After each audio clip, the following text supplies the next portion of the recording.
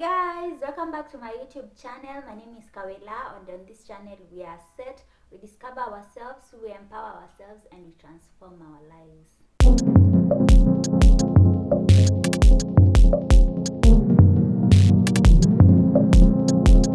Thank you so much for your support so far. If you've not subscribed yet, please go and subscribe.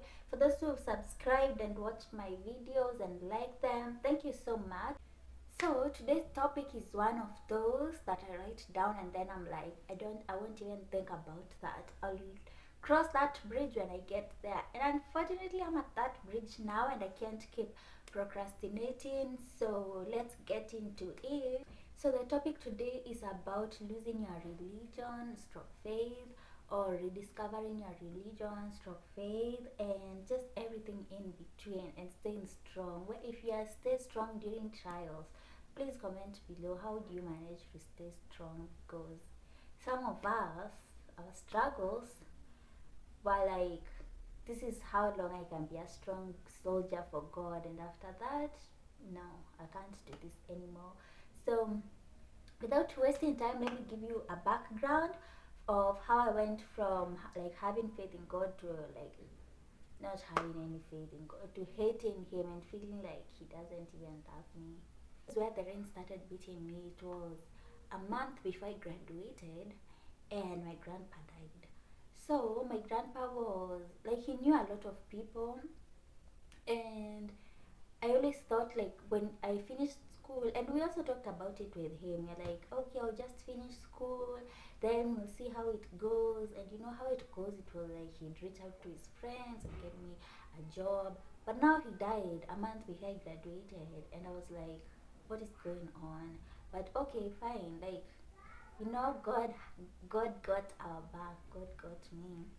So we went forward to the next year, and the next year I'm staying at home. I've started like a business. COVID has hit. The business is not picking up, and I had to close it because I wasn't able to like pay rent. Yeah, I was not even getting enough clients to. I was like, I would spend the whole week. I'll have one client, and it's, you know, that client who will bargain, and then because you don't have any other person, you just pick them. So I was running at a loss, and so I had to close my business. Then fast forward, remember I was still staying at home. So fast forward, COVID has come, schools are closed, and like it was really hard. Staying at home was so hard that sometimes we don't have like food.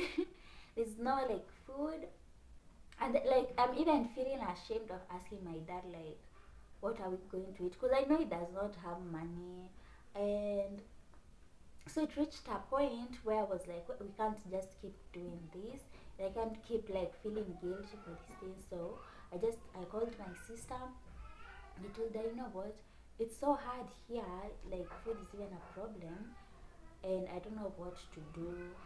So she was like, okay, I'll be sending you guys money. You go and buy food stuff for every month, and then you other things that there's no problem as long as you guys are at home and you are eating. That's what matters. Like I used to feel so bad because you know when you're in school you're always told like go to school so you can get a job and you can help your parents, especially teachers. Well, teachers, especially when they know like your parents are not like very well off, you'll be told you are just sleeping instead of reading so that you can help your parents. And I was feeling like I'm at the point where I'm supposed to help my parents and I'm just kind of useless at that point. So I was like feeling really bad. But then, well, now my sister was buying for us the food, so there wasn't really much to be stressed about until now where the rain beat me properly. And it's this one time, just that year of COVID, like we were sleeping. I remember we were sleeping, it was like at 3 a.m. and we feel smoke.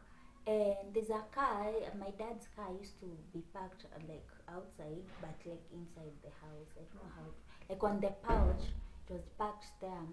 And so we come outside and we find that it's on flames. It's 3 a.m. Me first, that thing of 3 a.m. really bugged me. It was 3 a.m. Like, just come and burn it during the day so that we don't wake up. Because we are so cold, you are going to fetch cold water to put that fire out. And then, like, yeah, we succeeded in doing that. But I feel like from that point on, like, I never became okay from that point. And the reason being, when people came to comfort us, they were like, this is just the devil, and God knows a reason why the reason this is happening, and just a lot of putting in my mind like it's God knows and it's the devil's fault. It's like that's where I started hating God, and from then, like on Sundays, I never used like, not I never used, but I used to go to church late. When preaching is starting, that's when I used to go to church, and then immediately the preaching ends. I don't think even I used to give offering. I go home because I used to go just so that I'm not asked why I'm not going to church. So, but I remember I used to hate, like, I don't know if hate is a strong word, but I feel like that's what I used to feel. Like so much anger towards God because why are you doing this? First, you are not giving me a job, and then when I stay home, our house is getting burned. That's why we can't even stay at home in peace. Why are you sending these people to disturb us, or why are you allowing the devil to do that at the end of the day? Like I just want peace. Fast forward, we go to the next year. The next year, I'm still angry at God. Again, there were still some security threats to like our family, and like I wasn't feeling safe. I didn't want to be there. I didn't even want to experience these things. I didn't want to experience life. I'm like, man, I'm just so done with this. And I'm feeling all those things, and where like I know my sister is taking care of us, and well, things have gone back to normal. Like now we are starting to breathe, so I'm not feeling like a burden anymore, but just looking for a job. Well, God decides, you know what, I'm going to take away your sister. And so yeah, like my sister died, and at that time, there's more like the 20% love or hope that I had in God, all that was taken away because I was like, how can you do this to me? Like, there's not much time for you to cry, especially when, like, our family, because we are a small family. So now a lot of responsibility now is falling on me because if it's people are coming over, I'm the one, like I'm one of the people who are preparing the food, cleaning the house, doing the housework. So you don't really have time. There's no time for you to rest. People are coming every day people are coming to your home, so there's no time to cry. But in those few minutes that I had to myself, like before I sleep or when I wake up, I remember thinking, like, God must hate me so much for him to put me through all these things. Like, I'm not breathing. If one thing you are like, let me heal from this. Like, before you even heal, something else is thrown at you. Before you heal that one, something else is thrown at you. And because, like I've said, we are Christians, and a lot of people are telling you how it's God knows the reasons for this. Like, there's no reason, honest. Me, when I think about it, there was no reason for me to go through those things. There's no, maybe like in 10 years or 20 years, I will tell myself this was the reason. But right now, even right now, I normally feel like there's no reason he had to put me through all that. Whichever lesson he had to teach me, it didn't have to come from going through all those like difficult phases. And so after the burial, I remember now I joined a school. So then I was away from home. I never went to church. I'm going to church to do what? How can I go to meet someone who is making bad things happen to me? And it's intentional because when you are being comforted by people, they say God knows a reason for this, and one day you will thank Him. So you know a reason why you are hurting me, and you are not telling me. I'm the one who's supposed to figure it out, and now I'm supposed to go come and visit you in church. Me, I never used to go to church, but then people used to be like, read your Bible and things like that. And I remember, like, before COVID, no, before my sister, I was on my birthday. I was like, now, like, let me rebuild my relationship with God, because I realized I've gone so far. So I had them buy me a Bible for my birthday. But now, when I come to read it, I read these verses. I'm like, these verses, uh, God has a plan for you, a plan of sijui a good future. I'm like, hey, I'm sitting in that future, and hi, this does not look like a good future to me. Hi, me, I used to get angry. Have you ever just gotten angry? You read a Bible verse and you're just like, hey, this, instead of comforting you, it's making you angry, because how dare you say this, but it's not what is manifesting in my life, and I'm supposed to believe that. Hi. So to bring me to the points of this video, the first thing you should do, like if you feel like you are questioning God so much, or you are feeling some feelings which you'd be judged for feeling, imagine the first thing you should do, feel those feelings. If you are angry, just feel angry, question him, and don't feel guilty for it, because there will be people who will make you feel guilty, especially because on this channel I always say open up to someone, but sometimes you'll open up to this person and they will judge you, especially like with our religion. You tell someone, hey, me, I feel like I hate God. How dare you hate God, and he created us. You are not grateful for anything, and he's going to punish you. But there's no problem. Imagine for you to reach a point where you feel like you really hate, or you are very angry with God. I don't feel like you care whether you go to hell or not. Me, I never used to care. I tell someone, because I have some very spiritual people around me, and sometimes I used to tell some, and they start telling me how I will be punished. I mean, I don't really care whether God punishes me or not at this point. Like, I don't, if even if there's a bigger punishment, what is that He has given me now is so big that that other one at burning in fire. That I wish I was burning right now instead of what I am feeling.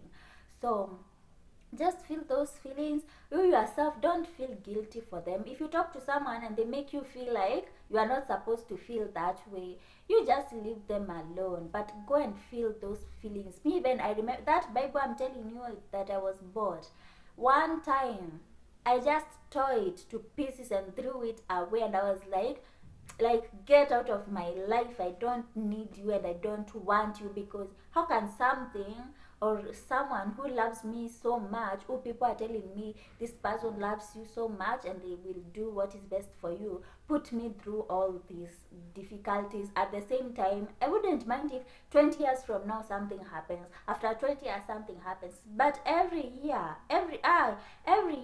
me, I can't handle that. So if you have those feelings, feel them. Don't guilt yourself and tell yourself you will be burnt or whatever. Don't, like, you just feel them, because there will come a time after you feel them, then you deal with them the correct way. Two, the other thing you should do, imagine, explore other religions. Don't tie yourself actually because you are, but like first, like for me, I came to realize I was only a Christian because I was born into a Christian family. Which means if I was born by Muslims, I would be a Muslim. If I was born by pagans, I would be a pagan. But it came to a point, and I think it's when TikTok was starting, and I was seeing people talking about crystals. I don't know, amethysts, which stones, when you wear them, they remove sadness and anger. There's others that bring love. Me, that interested me. I remember even one time we were having tea. Me, I asked my dad, what does the Bible say about crystals? I don't remember what he said because I didn't care. I was at a point where I don't care about like my religion anymore, my faith anymore. So I didn't listen to what he said.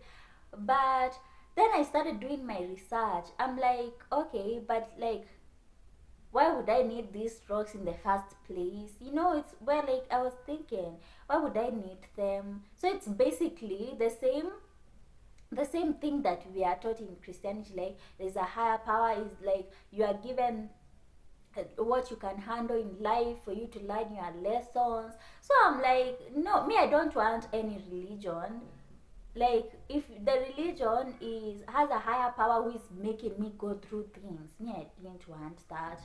And so I searched, and sadly, I think everything I looked was just the same. It was just the same. I have to go through painful things, and this higher being in that religion is the one who knows why I'm going through them, and that is what I wanted to escape. So going to another religion wouldn't solve my issue, but at least I tried looking. And I feel like this is the part where you come to find out some people, they denounce their religion and become atheists. Others, they go to another religion, or others, they just start saying they are the gods. But I guess depending on what you are going through and what has put you in the situation that you want to get out of, that will tell you. Exploring the religions will tell you whether to change, whether to embrace yours more, or whether to just be like that without any religion. So don't be afraid to explore. You just go explore, especially if you are like me and was you became something because it's what you were given when you were born. Then the other thing is to seek support. So I'm always say, like, I think everything I've ever talked about, I've always mentioned looking for a support group, seeking for support. So look for support. For me, I feel like it was mostly my dad because I stay with my dad a lot. And my dad is my pastor. So I remember there's so many times we go to eat out, and he just asked a simple question, and I'm just crying. Like, hey, he just crying. I think he's never seen me cry as much as I've cried the past maybe 2 or 1 year. Tears are rolling down. I don't know what to say. You also, there's that like I've said in the first point, where you kind of feel guilty, like because you are feeling this way. Because how do you like tell your parent you feel like you hate God, and you know they brought you up better than that? At least that's what I used to feel like. So but at one point, me, I just opened up, and I'm like, I feel like God is always giving me things I've not asked for, and they are not good things. It's always bad things. And I was like, for the past few years, I don't feel like God has done anything good to me. And I'm even jealous of those people who kind of say, oh, I'm living in my answered prayers. I don't know, God is good, like He's even giving you things you've not asked for. And when I look back, I'm not living in even one answered prayer, like my own prayer. And the prayers I'm living in, maybe my parents, because yeah, I finished school. That was their prayer for their children to finish school. Me, at the end of towards the end of my schooling, I hated school, so I didn't care about that. That was for like my parents.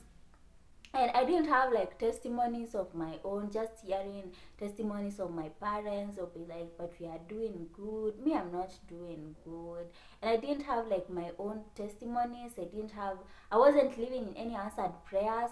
And God is just throwing bad things to me. And I remember telling him that, and he advised me, and I felt like whatever he said did resonate, and it felt this, I don't know how to explain it.